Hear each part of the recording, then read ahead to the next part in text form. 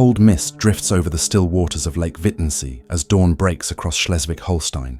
The survey drone hums low, scanning the lakebed for seismic data no one expects to matter. Then, a hollow echo returns, metallic, structured, unnatural. At first, the researchers assume it's debris from the war, perhaps a sunken transport. But within hours, the readings reveal symmetry, reinforced walls, and a depth inconsistent with anything on record.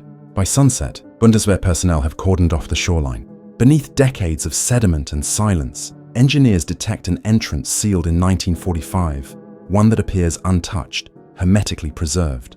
What lies below is not a ruin, but a secret deliberately hidden. The documents that follow will name it for the first time since the Third Reich collapsed. Project Morgenrot. Chapter 1. The Bunker Beneath Lake Wittensee. On June 18, 2021, seismic analysts from the University of Kiel were conducting routine bathymetric mapping of Lake Wittensee, a small glacial body of water situated approximately 12 kilometers southeast of Rendsburg. Their objective was simple: to test new sonar imaging software for environmental research. What they found instead would trigger one of the most restricted archaeological operations in post-war Germany. The sonar array returned an anomalous geometric pattern, a rectangular void with reinforced walls measuring nearly 30 meters across and 15 meters high. When the data was cross-referenced with geological records from 1949 and 1972, the formation did not appear in any historical survey. Within 48 hours, the Bundeswehr's Kampfmittelräumdienst, the military ordnance disposal unit, assumed control of the site. Civilian access was cut off under the classification Sicherheitsbereich 23 Wittensee. Divers entered the water on June 22nd, descending through 22 meters of silt and submerged vegetation. According to internal Bundeswehr dive logs later leaked in 2023, the first object recovered was a rusted steel plate bearing the faded imprint of an eagle insignia and the letters HVP.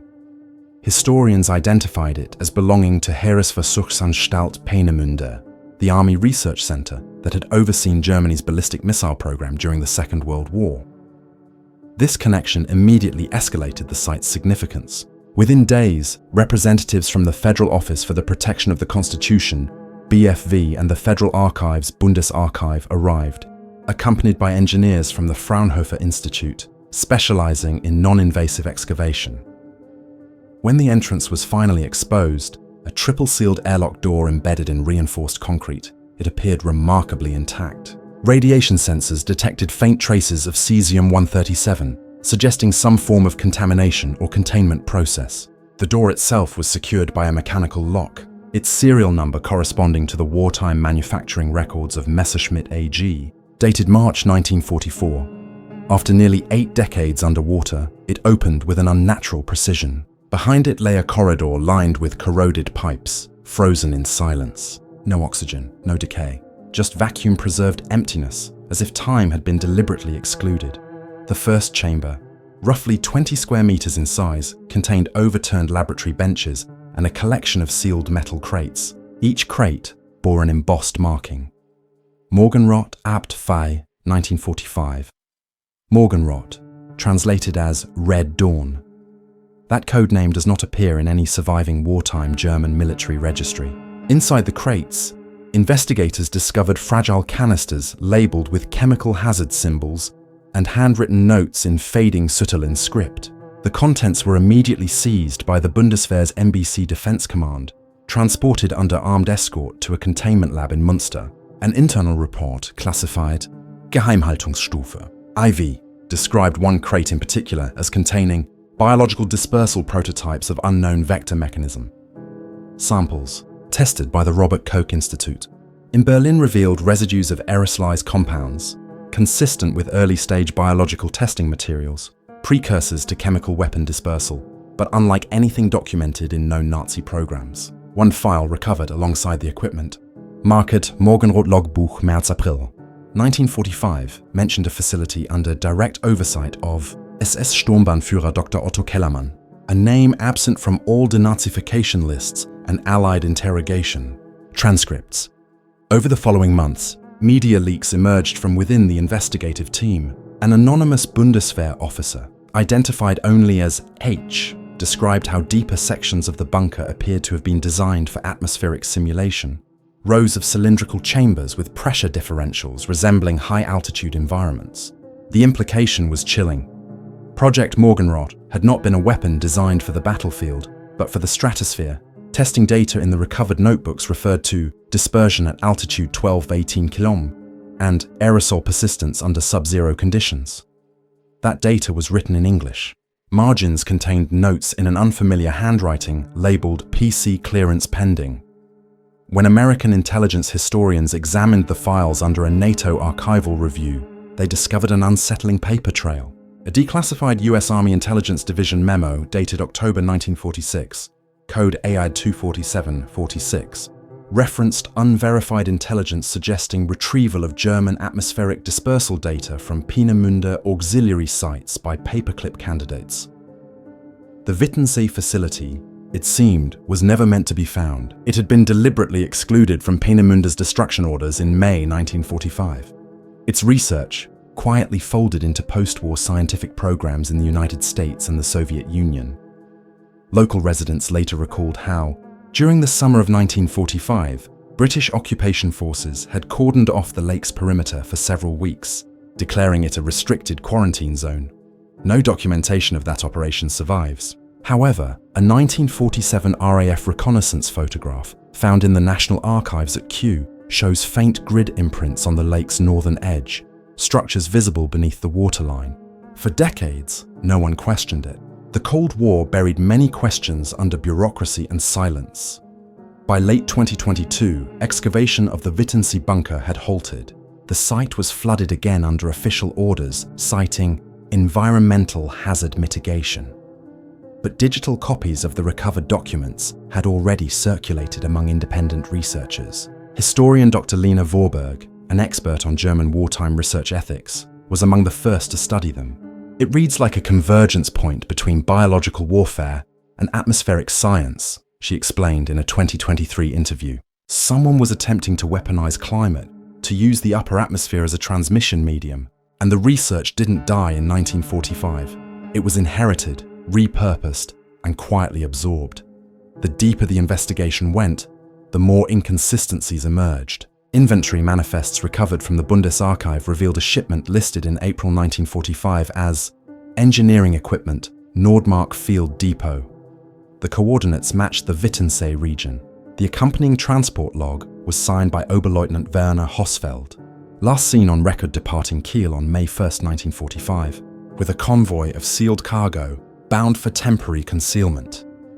His post-war fate remains unknown. Among the bunker's last entries, one page stood out. The ink had bled from moisture, but 4 words were still legible. Test completed. Await clearance. In the closing months of 2023, under growing public pressure, the German Ministry of Defense issued a carefully worded statement. No conclusive evidence has been found indicating offensive biological weapons research at Wittensee. Yet, independent journalists who gained access to leaked Bundeswehr photo archives described imagery of intact oxygen tanks, altitude simulation chambers, and film reels labeled Versuchsreihe R2. None of the footage has been released publicly. The few stills that surfaced online were removed within days under claims of copyright infringement. Today, the lake is silent again. The access roads are fenced. Signs warn of unstable terrain. Fishermen still whisper about divers seen at night, about the unmarked trucks that come and go without insignia. Officially, nothing remains of the facility, but archived communications between the BFV and the German Aerospace Center suggest otherwise. A memo dated February 2024 discusses integration of recovered Morgenrot data into atmospheric modeling review, DLR internal clearance pending. The research that vanished into Wittensee may not have ended at the bottom of the lake. It may have only resurfaced, reclassified, and renamed under a different project entirely. As of this writing, the Wittensee files remain partially sealed under Section 13 of the Bundesarchiv Gazettes, designated to remain classified for another 50 years. But fragments continue to leak. One final line in the original Morgenrot logbook, translated by Dr. Vorberg, reads simply, "We reach the sky, but not salvation." The meaning of that sentence, whether it refers to ambition, failure, or something far darker, remains the last message from a laboratory that time was supposed to erase. Yet, like the echoes beneath the lake, history continues to return every signal we try to bury. Chapter 2: The Peenemünde Connection. The name Peenemünde has long been synonymous with the dawn of modern rocketry, a place where science and war blurred into the same pursuit of reach and destruction. By 1943, the Baltic Coast complex had evolved into a sprawling research city, employing thousands of scientists, engineers, and conscripted laborers. But buried beneath its better-known history of V2 production was an even more obscure branch, Abteilung II, Atmosphärische Forschung. Until the Wittensee discovery, there was no surviving record that such a division had ever existed. The Morgenrot files changed that overnight. Within weeks of their decryption, investigators from the Bundesarchiv found cross-references in Peenemunde's surviving requisition forms, entries for pressurized chamber units, and helium compressors for upper air modeling, dated December 1944, and marked with the same internal accounting code as the crates recovered from the lake. The deeper they searched, the more the connections spread. One document, labeled HVP Wittensee Transferlog Jan 45, listed components shipped under the escort of the Luftwaffe's Transportfliegergruppe 30. It included 8 sealed research canisters, 3 atmospheric simulation modules, and 1 biological carrier system. The consignee line read only, Dr. O. Kellermann, Wittensee Field Site. The document bore a counter-signature from SS Standartenführer Kurt Debus, later known for his role in NASA's launch operations during the 1960s. His signature was real. Handwriting analysts confirmed it. The implications were severe. If authentic, it suggested that one of the architects of the US space program had authorized material transfers to a secret atmospheric research installation during the final months of the war, and that those shipments had never been accounted for after 1945. When the Peenemünde archive opened to international researchers in late 2022, British historian Michael Alton located an unindexed folder within collection T119, simply labeled Abt via Morgenrot. Its contents included correspondence between Peenemunde's scientific director, Walter Thiel, and an unnamed SS liaison officer. The letter, dated February 3, 1944, contained a chilling line. Preliminary tests indicate that the dispersal medium remains viable at altitude. Field trials recommended under controlled isolation. Thiel's handwriting was confirmed by comparison to his personal notebooks recovered after his death in a bombing raid that same year. But what medium the letter referred to was never specified. Only a schematic sketch on the back offered a clue.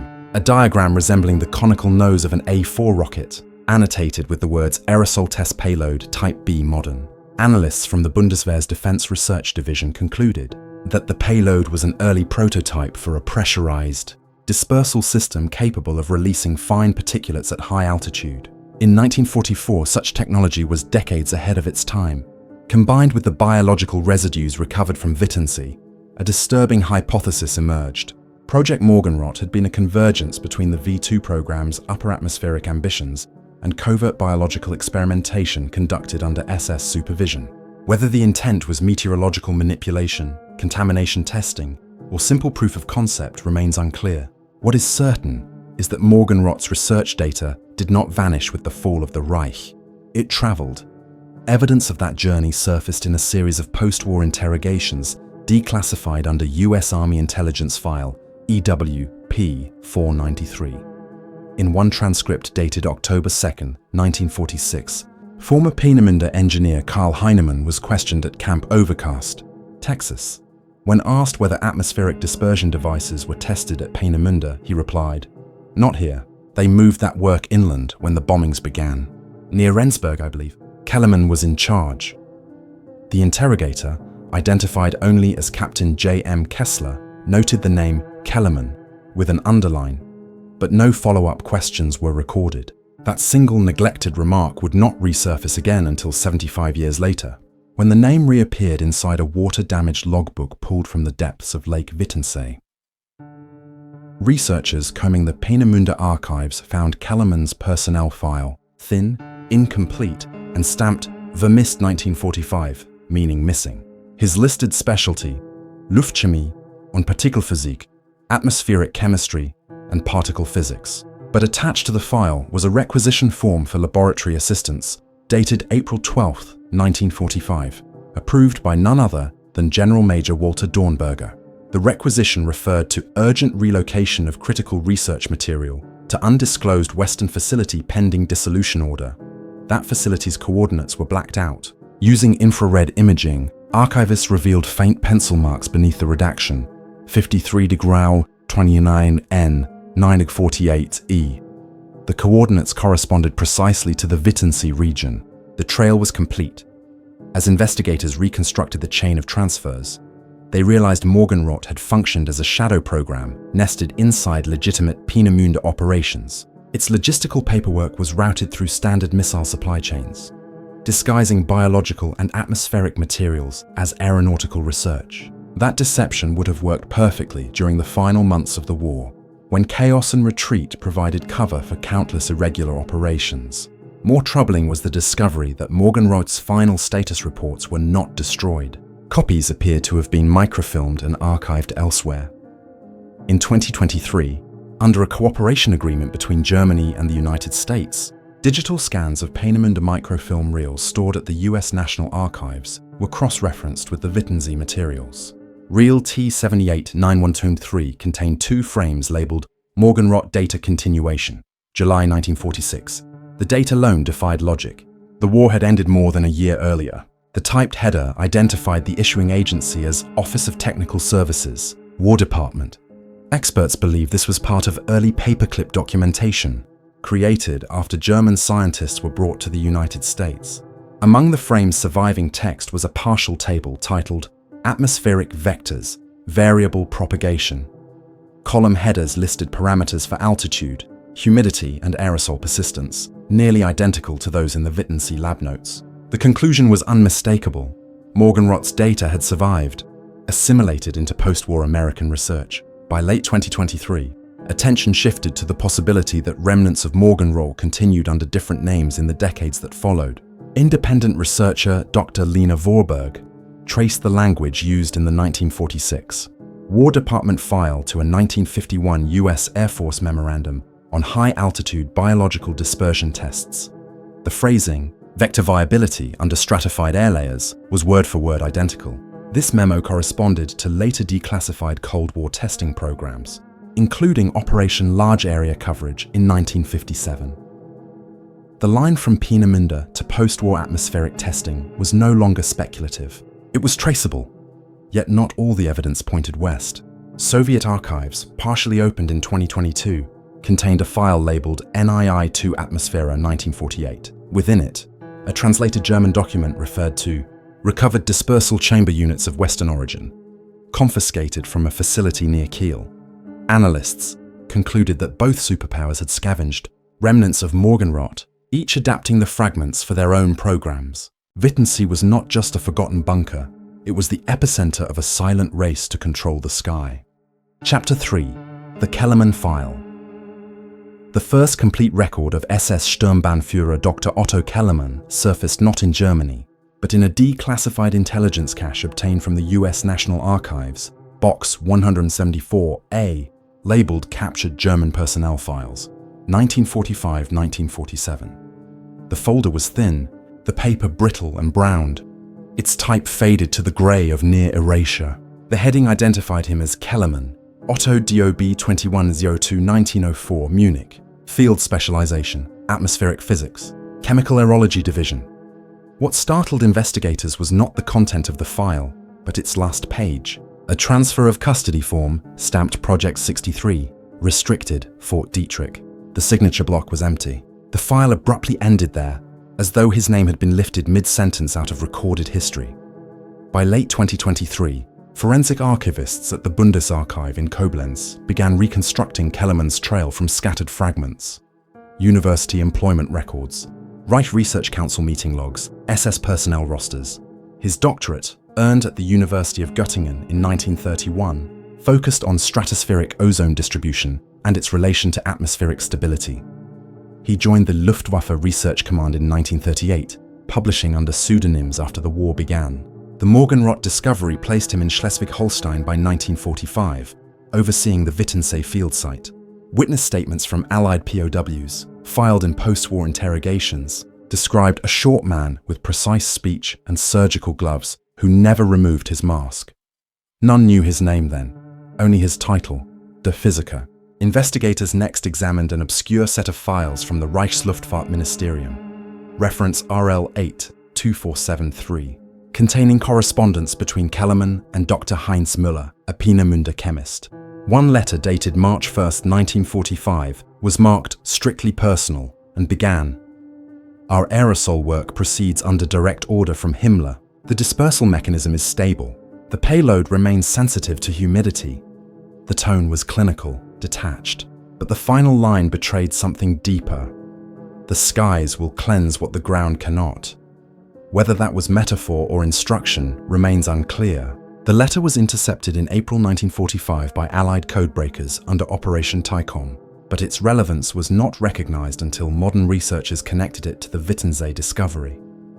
The more the team studied Kellerman's career, the more it resembled deliberate disappearance. In 1946, the Allied Control Council compiled a list of German scientists recommended for interrogation and possible recruitment. On one draft, a name appears between Keitel and Klaus, but the Kellerman entry is crossed out in red pencil with a notation: "Status unknown, maybe in British custody." The British archives, however, hold no such record. Freedom of Information requests filed in 2022 to the Ministry of Defence returned the same response each time: no documents located. It was as if Kellerman had been selectively erased. Then came the breakthrough. In a dusty collection of microfilm reels at Fort Detrick, Maryland, historian Michael Alton uncovered a single reference to Kellerman O in a 1947 research progress report on Project Orchid. The project, declassified only partially in 2006, concerned aerosol behavior in high-altitude dispersal environments. The author, Dr. Charles E. Harland, had previously served under Operation Paperclip. A margin note on page 7 read, "Dataset cross-referenced. Morgenrot Wittensee Trials, K, Oversight." No other file explained what K meant, but its correlation with the recovered German logs left little doubt. Further evidence emerged from the archives of the US Public Health Service. A 1950 memorandum marked "Confidential. Atmospheric Dissemination Trials" listed an unnamed consultant from Europe, advising on particulate diffusion models. A separate payroll sheet attached to the memo bore an entry, "Consultant N47 O'Kell." The handwriting was unmistakably that of Harland. If true, it confirmed that Kellerman had been quietly relocated to the United States after 1945, working under a false identity. By 1953, all trace of consultant number 47 vanished from the record. Some speculate he died at Fort Detrick. Others believe he was reassigned under the CIA's early technical divisions. In 2024, newly digitized Soviet archives provided another perspective. A debriefing transcript from the NKVD's Technical Intelligence Directorate dated November 1946 mentioned a captured German scientist specializing in atmospheric dispersion weaponry, interrogated near Leipzig. The name is redacted, but the report lists personal effects recovered: one ring with initials OK, one field notebook marked Morgenrot, and a slide case containing 12 sealed vials. The prisoner, the report says, escaped during transfer before reaching Moscow. No confirmation of his fate exists. For historians, the symmetry of events on both sides of the Iron Curtain suggested something larger, an undeclared race to control the same research that began beneath Wittensee. Meanwhile, the recovered Kellerman notebook, now in the custody of the Bundesarchive's restricted holdings, offered haunting glimpses into his mindset. The entries are written in a mix of German and fractured English, as if anticipating later translation. One page reads, 13 to April 45, simulations at 40 degrees successful. Aerosol remains airborne for 4.2 hours at 15 kilometers. Application beyond military potential. Climate behavior controlled by density differentials. Another, dated 18th April 45, simply states, data transmitted south. Vault sealed. Witnesses dismissed. Historians interpret this as confirmation that the Wittensee bunker was deliberately flooded or sealed by its own staff as Germany collapsed. The notion of transmitted south suggests data may have been dispatched to Bavaria or Austria, possibly handed to advancing Allied forces as bargaining currency. Parallel to these historical threads, a new layer of mystery unfolded in present-day Germany. In December 2023, an anonymous email sent to investigative journalist Andrea Köhler contained 3 attached photographs, scans of an identification badge labeled Dr. Otto Kellermann, U.S. Air Research Center, Alamogordo, 1949. The badge design matched authentic military credentials of that era. When Köhler attempted to trace the badge number through public archives, her access request was blocked within 24 hours. Weeks later, her laptop was stolen from her Berlin apartment. Police reports cite no sign of forced entry.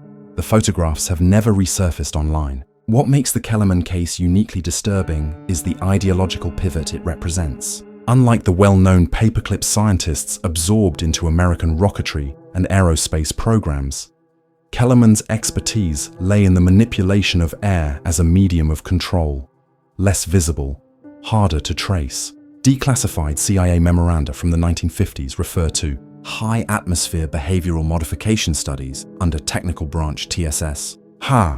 Analysts have long debated whether these references pertain to psychological or environmental control systems. The Morgenrot materials imply the latter, the line between weapon and weather blurred further. As of early 2025, a collaborative task force of German and American historians continues to petition for full release of Fort Detrick's Project Orchid files. The US Department of Defense maintains that all documents were destroyed in a fire in 1958. Yet, metadata from scanned index cards lists at least 6 Kellermann-linked folders marked archival pending. If those records exist, they would bridge the final gap between the Wittensee discovery and Cold War atmospheric testing programs. They might also confirm whether Dr. Otto Kellermann survived beyond 1953, and if so, under what name. In the closing lines of his surviving notebook, Kellermann wrote, "Science without conscience is only weather without sky." Scholars still debate what he meant. To some, it is a cryptic lament from a man realizing his legacy was corruption disguised as discovery. To others, it reads like a coded justification, an assertion that power lies in mastery of the unseen. Whatever its meaning, that sentence remains the last known trace of him, a ghost signature beneath the surface of modern science. The sky above Lake Wittensee still reflects like polished steel on certain mornings, mirroring the same atmosphere Kellermann once sought to control. Each ripple across that water carries the weight of what his work became, not forgotten, only renamed, reclassified, and hidden in plain sight among the clouds. Chapter 4: The Black Archive of Okinawa. It began with a construction crew widening the foundations of a logistics warehouse near Kadena Air Base in June 2019. A hydraulic drill struck a sealed chamber, and the operator reported the smell of oil and rust. Beneath 3 meters of reinforced concrete, workers uncovered a watertight steel container the size of a small car, welded shut and stenciled with faded US Navy ordnance codes. USN Pay CFLT property of Comnav FE, 1946.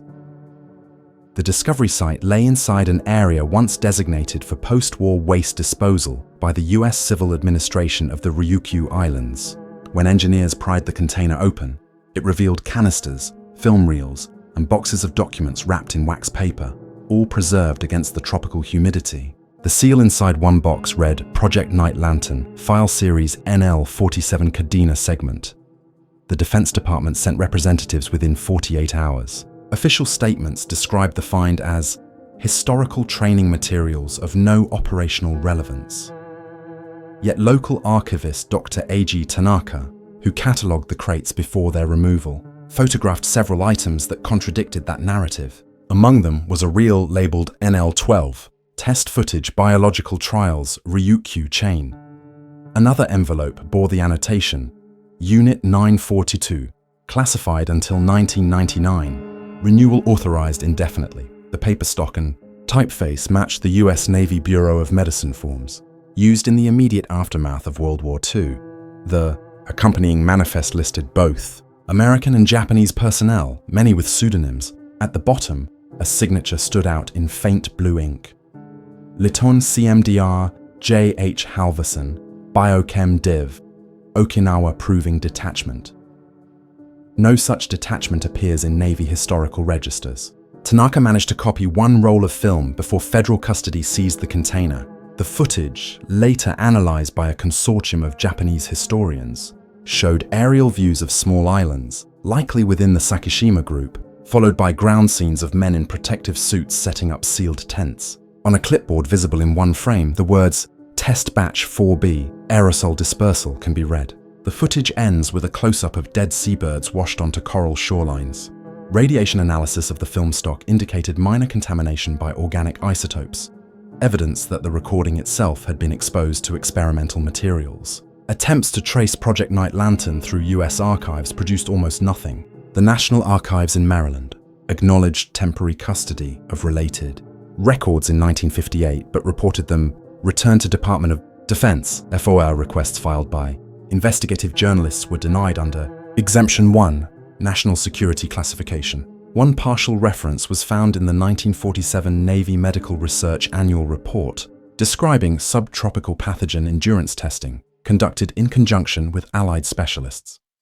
The report was retracted from publication within months. Cross-referencing Unit 942 led researchers to declassified Japanese defense materials describing a joint recovery division established by US occupation authorities to seize and repurpose former Imperial Army biological research data.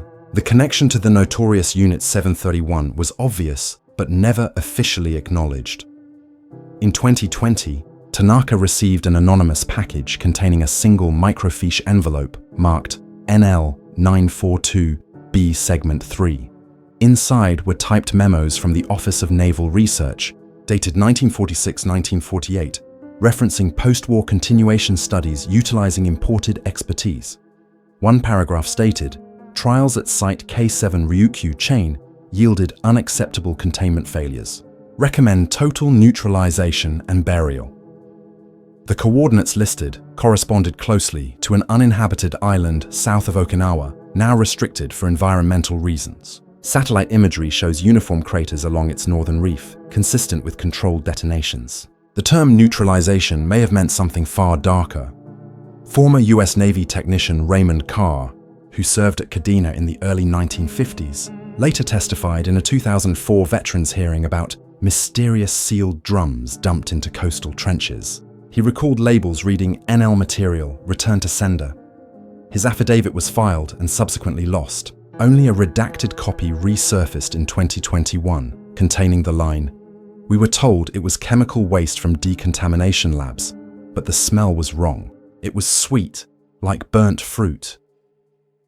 Forensic chemists reviewing his account noted that early nerve agents such as tabun and sarin possess similar olfactory profiles when degraded. In 2022, a joint Japanese-US environmental survey investigating coral damage near the same region detected traces of organophosphates and bacterial spores in sediment cores. The findings were dismissed as industrial contamination, though the isotopic ratios were consistent with synthetic compounds produced during wartime research. When Dr. Tanaka published his independent report linking these results to Project Night Lantern, his university contract was terminated within 3 months. He has since relocated to Taipei, where he continues to digitize his private copies of the NL reels. One of them, restored in 4K resolution, includes a frame showing US officers standing beside crates marked "Repatriated Material," property of former IJA Unit 731. The implication is unambiguous. After Japan's surrender, biological weapons data and samples were not destroyed. They were integrated. Another disturbing lead emerged when journalist Aiko Mori uncovered correspondence between the US Strategic Scientific Reserve and the newly formed Naval Medical Research Unit NAMRU in 1947. One letter, archived in the Truman Presidential Library under restricted category Foreign Technical Acquisition, states, "Night Lantern objectives align with continuation of regional field exposure analysis initiated under former Japanese assets. Recommend site permanence under classified oversight." Handwritten at the bottom is an instruction. Transfer NL4 documentation to Kadena repository. No public reference. By 1952, any trace of Night Lantern had vanished. The biological warfare ban of the 1972 Biological Weapons Convention rendered such archives illegal to maintain. Yet environmental scans conducted in 2019 revealed abnormal chemical residues within the Kadena subsoil near the discovery site, compounds containing fluorinated organophosphates not commercially produced until decades later. The Pentagon attributed the contamination to fuel storage leaks. But the internal DoD environmental remediation file, obtained by whistleblower route in 2024, lists the incident under historical project tag NL47, ongoing mitigation. The remarks section reads simply, "Do not excavate further. Contents unstable."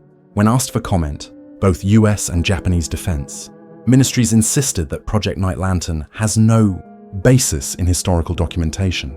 But the evidence now archived in scattered personal collections tells another story. A clandestine series of post-war biological field tests designed to study aerosol pathogen dispersal in subtropical climates, utilizing data and personnel from Japan's wartime research units. Whether human subjects were involved remains unknown.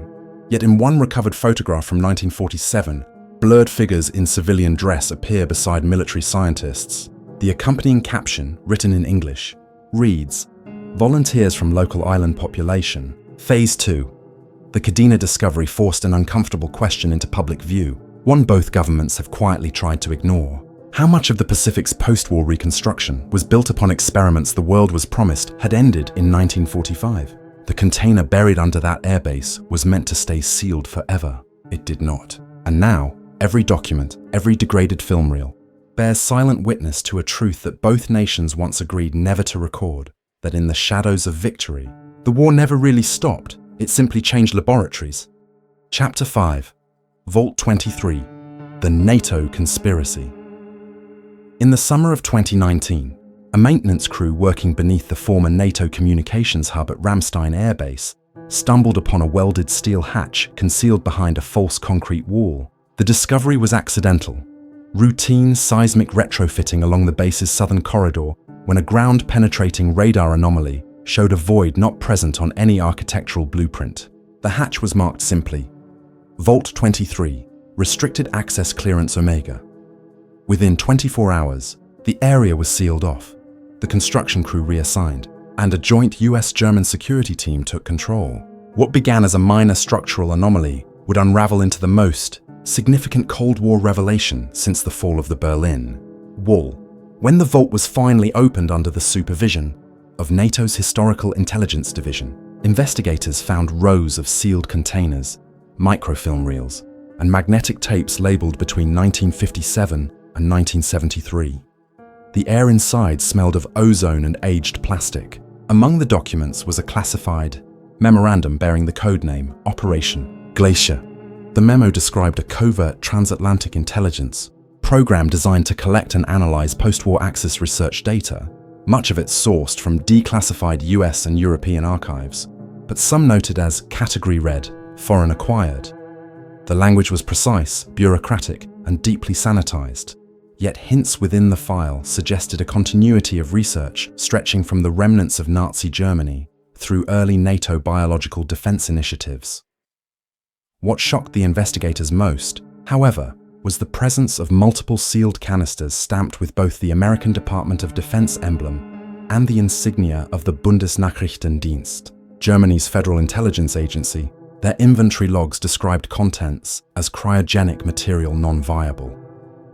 Later analysis revealed samples of chemical agents resembling degraded forms of organophosphate compounds, nearly identical to those used in the Nazi nerve agent program and later refined during the Cold War. But deeper within the archive, beyond the chemical samples, lay something more troubling. A reel of magnetic tape labeled Glacier 23. Restricted playback, only A-level clearance. The footage was dated December 17, 1963. The video began with a static frame bearing the NATO seal and the words, Science Coordination Committee Division Athene. After a flicker of white noise, the image resolved into a sterile laboratory scene. Technicians in early hazmat suits prepared an aerosol dispersal chamber. The narrator, speaking in clipped English, explained the test's objective: verification of atmospheric persistence under variable humidity. Material: aerosolized compound 731R. The number sent chills through those who viewed it. It was an unmistakable reference to Unit 731, the same designation found in the Pingfang archives. According to later transcripts, NATO scientists in the early 1960s had somehow acquired biological samples from the Japanese program and were continuing experiments under a joint Western initiative. The deeper the investigation went, the clearer the pattern became. Following the end of World War II, Allied intelligence services had scrambled to secure enemy scientific knowledge before the Soviets could. Under Operation Paperclip, the United States recruited hundreds of German scientists, including those who had worked on chemical and biological weapons. Unofficially, NATO's Operation Glacier extended that same principle into the 1950s and beyond, coordinating secret research cells across Europe to adapt Axis-era data into Cold War deterrence strategies. Vault 23 was the repository of their findings, a literal tomb of knowledge built beneath the communications hub to ensure continuity even in the event of nuclear war.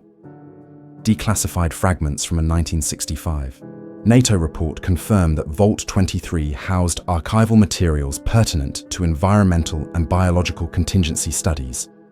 Yet, the report omitted the specifics of the materials themselves. Testimonies from surviving staff, gathered between 2020 and 2022, painted a more disturbing picture.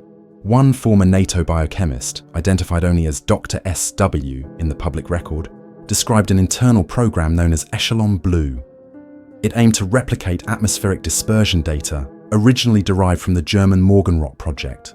When questioned about the connection to Japan's Unit 731, Dr. SW reportedly paused for a long time before replying.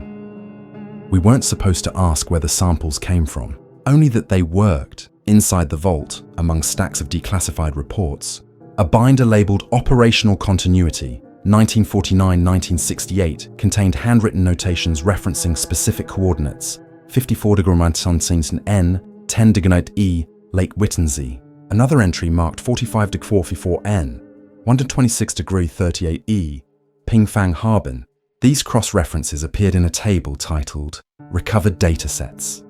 Historians would later connect these coordinates to previously known Axis research sites. It became apparent that Vault 23 was the missing link between wartime experimentation and Cold War weaponization, where both Western and former Axis knowledge had merged under the banner of defense. The implications were catastrophic.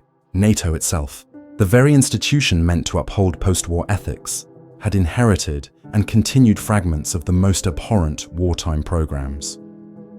As word of the discovery leaked in 2021, internal NATO memos began circulating under the classification for immediate review. One, dated November 14, 2021, acknowledged the unfortunate historical overlap between wartime Axis materials and early alliance research. It recommended quiet neutralization of politically sensitive assets and a complete restructuring of archival transparency policies. Essentially, the alliance moved to bury the story before it reached the public. But by then, several whistleblowers within the Historical Intelligence Division had already copied and disseminated portions of the vault's contents. A series of encrypted files later appeared on dark web servers under the tag Glacier Archive 23, detailing sample inventories, experimental videos, and operational schematics. Within days, the servers were scrubbed. Meanwhile, international journalists began connecting the dots. Investigators from Der Spiegel and The Guardian cross-referenced the leaked NATO coordinates with US Air Force declassification lists, revealing that several of the same scientists mentioned in the Vault 23 logs had later worked on high-altitude surveillance balloon projects during the early 1960s, the same technology lineage that would culminate decades later in weather and reconnaissance drones. The eerie symmetry between biological dispersal research and atmospheric surveillance was undeniable. What began as biowarfare theory had evolved into a global atmospheric control network under the guise of security and meteorology. When the European Parliament's Subcommittee on Security and Defence requested access to Vault 23 in late 2023, NATO refused, citing national security and classified intergovernmental data. Public pressure mounted after excerpts of the 1963 tape were leaked by an anonymous source to a BBC documentary team. The footage, shown briefly before being pulled from broadcast, included a chilling segment where a British scientist remarks, "The Morgenrot data remains viable under arid conditions. Sample retains aerosol efficiency beyond expectations." Forensic linguists later matched the accent to Dr. Harold Whitcomb, a a biochemist known to have worked at Porton Down, the UK's chemical and biological defence establishment. His involvement effectively confirmed that the alliance had not merely archived Axis science, it had operationalised it. As investigations deepened, the question shifted from what happened to why it remained hidden. Internal correspondence between NATO command and the US Department of Defense indicated that Vault 23 was part of a contingency structure known as Project Continuum, a network of underground repositories across Europe, meant to preserve critical scientific data in the event of a global conflict. Each vault contained a different research domain. Vault 12 in Italy stored nuclear simulations, Vault 17 in Norway held communications encryption data, and Vault 23, it seemed, was reserved for biological and atmospheric experimentation. What none of the designers foresaw was that their secrecy would one day expose the Alliance's deepest ethical breach.